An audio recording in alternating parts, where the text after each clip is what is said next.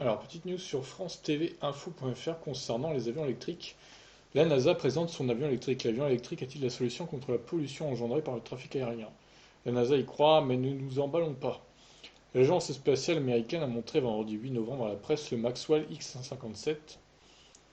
La NASA croit en ce projet. Il s'agit d'un petit avion 4 places adapté d'un avion à hélice italien Tecnam P200 6T, dont les deux moteurs thermiques ont été remplacés par 14 moteurs électriques et des batteries lithium-ion.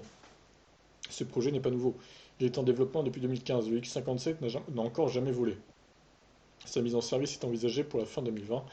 Il pourrait servir d'avion taxi pour de petites distances. Ce n'est pas le seul ni le premier projet d'avion électrique. On pense bien sûr au Solar Impulse du Suisse Bertrand Piccard, qui génère sa propre énergie grâce à des panneaux solaires mais qui ne peut emmener qu'une seule personne à bord. Solar Impulse a également fait des petits, comme le H55, un monoplace électrique avec batterie capable de voler entre 45 et 60 minutes environ. Il y a aussi bien d'autres projets en cours. En juillet dernier, par exemple, Airbus a fait traverser la Manche à son avion électrique IFAN. Mais pour l'instant, tous ces appareils ne sont que des petits avions.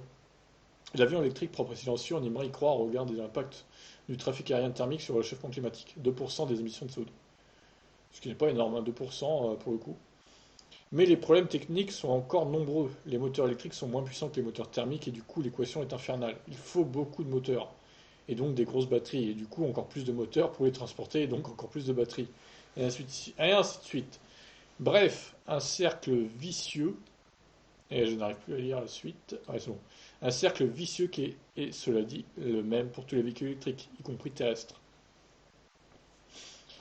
Alors du coup, on arrive à bien maîtriser quand même les véhicules terrestres, hein, ce qui concerne les voitures par exemple.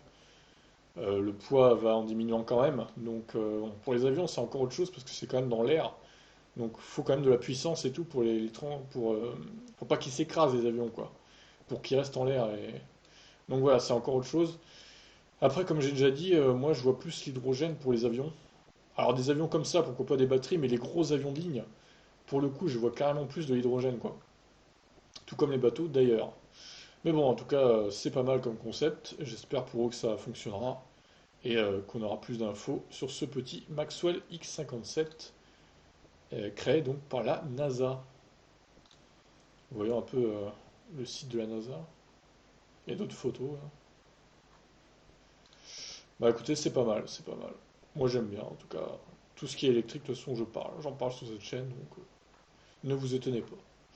Allez, je vous laisse réagir. Ciao.